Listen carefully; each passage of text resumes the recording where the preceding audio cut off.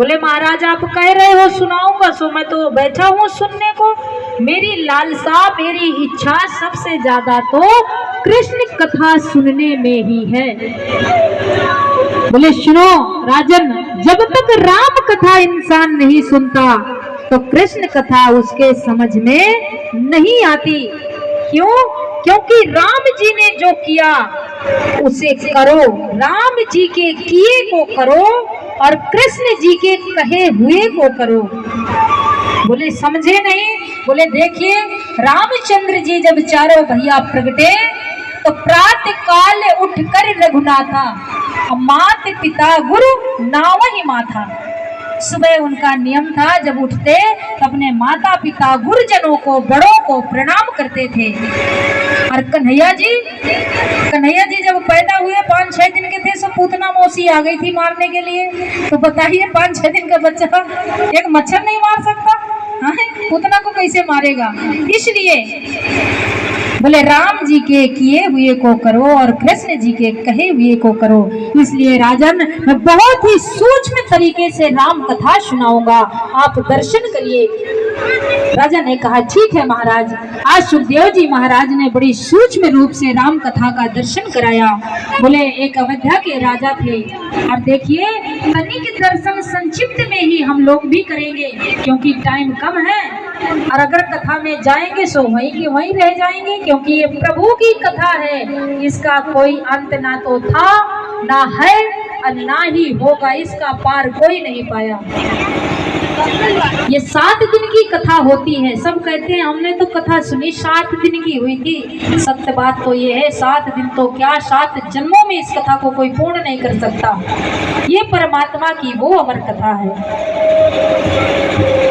आज सुखदेव जी महाराज ने कहा राजन, अयोध्या के राजा दशरथ के यहाँ 3 रानियां थी, उनके 3 ब्याह हुए, लेकिन पुत्र एक भी नहीं, संतान एक भी नहीं। आज राजा बड़े उदास हैं और एकांत में बैठे हुए रो रहे हैं। इसलिए क्योंकि उन्हें अंधी अंधा का श्राप याद में आ गया। अंधी अंधा जानते हो? श्रवण कुमार के माता और पिता।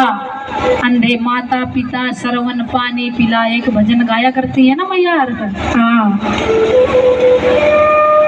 बोले बता भला, उन्होंने मुझे श्राप दिया तो मुझे ये लगता है कि उनका श्राप भी खाली हो जाएगा, क्योंकि उन्होंने श्राप दिया था कि जिस प्रकार से पुत्र वियोग में तड़प तड़प करके हम अपने प्राणों को त्याग रहे हैं, उसी प्रकार तू भी एक दिन अपने पुत्र वियोग में प्राणों को त्यागेगा।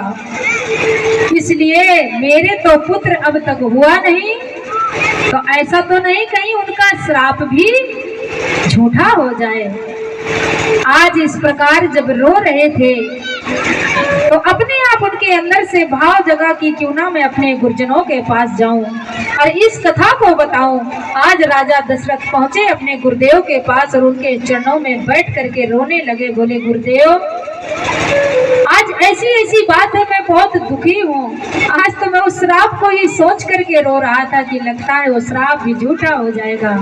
मेरे अब तक कोई पुत्र यानी कोई संतान है ही नहीं। उनके गुरुदेव ने कहा राजन आप चिंता मत करो, पुत्र कामेष्टि यज्ञ करवाओ, आपके यहाँ संतान अवश्य पैदा होगी।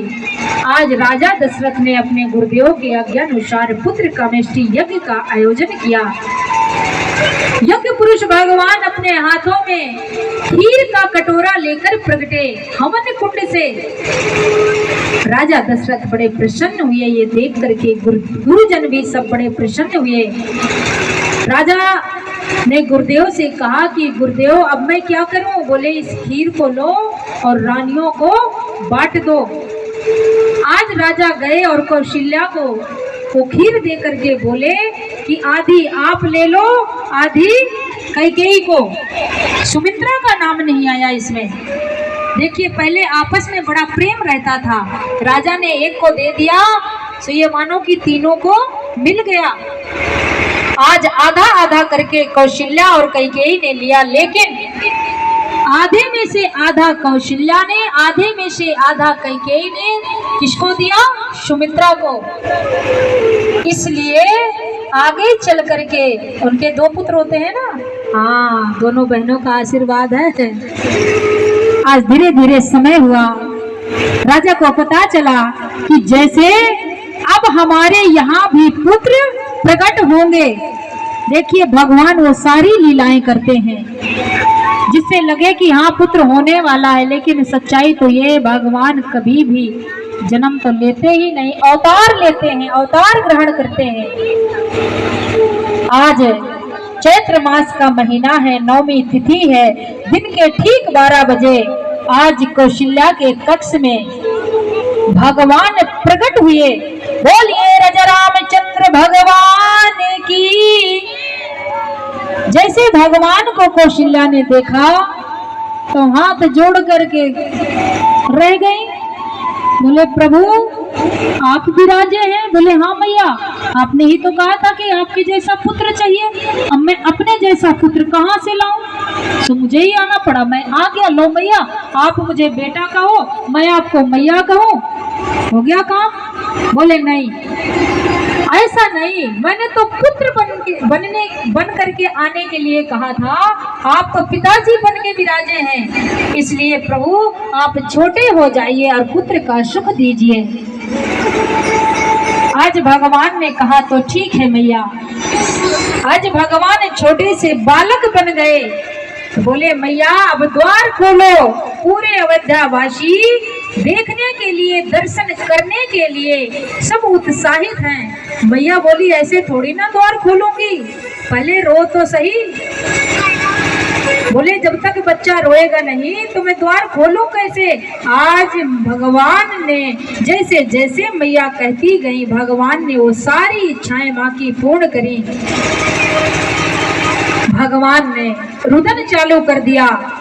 माता पुण्य बोली सो मत डोली, तजहु तो यह रूपा की जैसी सुलीला अति प्रिय शीला, यह सुख परम अनूपा।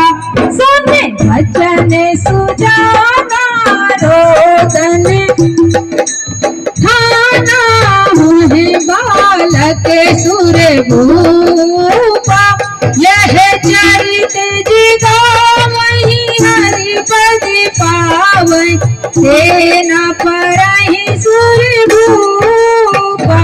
इस प्रकार से भगवान ने, मैया ने जैसे जैसे कहा, भगवान ने छोटा रूप धारण किया, रुदन चालू किया। मैया बड़ी प्रसन्न हुई, गोदी में लिया और द्वार खोला।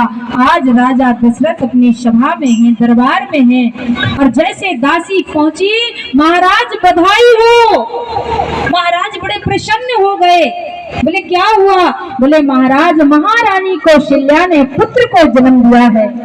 महाराज बड़े प्रसन्न हुए, बड़े प्रसन्न हुए, तुरंत अपने मोतियों की माला दासी को दे दी। इतने में दूसरी दासी भागी भागी गई, महाराज कैकेयी महारानी ने भी एक पुत्र को जन्म दिया है। महाराज बड़े प्रसन्न। इतने में दूसरी दासी गई, महाराज सुमित्रा महारानी ने 2-2 पुत्रों को जन्म दिया है। अब तो महाराज की खुशी का ठिकाना नहीं। चारों पुत्रों की जन्म का समाचार सुनकर के राजा बड़े प्रसन्न हुए और पूरी अयोध्या में बधाई बजने लगी। बड़े प्रसन्न हुए अवधवासी।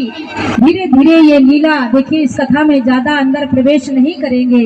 ये परमात्मा का चरित्र है, जितना घुसो उतना ही मन लगने लगता है। आज धीरे धीरे ये चारों भैया का नामकरण हुआ। इनके नाम रखे गुरुजनों ने, राम लक्ष्मण भरत शत्रुघ्न। ये थोड़ा बड़े हुए, इनका विद्या अध्ययन का भी कार्य संपन्न हुआ। इसके बाद गुरुदेव आते हैं, कहते हैं राम और लक्ष्मण को मुझे दे दो। विश्वामित्र जी बोले क्यों? बोले हमारी सुरक्षा करेंगे। सब जानते हैं शायद भर राम कथा को, इसलिए थोड़ा थोड़ा दर्शन करेंगे। आज दशरथ जी ना चाहते हुए भी गुरु की आज्ञा ना टाल सके और राम और लक्ष्मण को भेज दिया। किसके साथ? गुरुदेव के साथ में। आज राम और लक्ष्मण ने गुरुदेव की खूब रक्षा करी, जो उनके यज्ञ में तप में बाधा पहुंचाते थे राक्षस।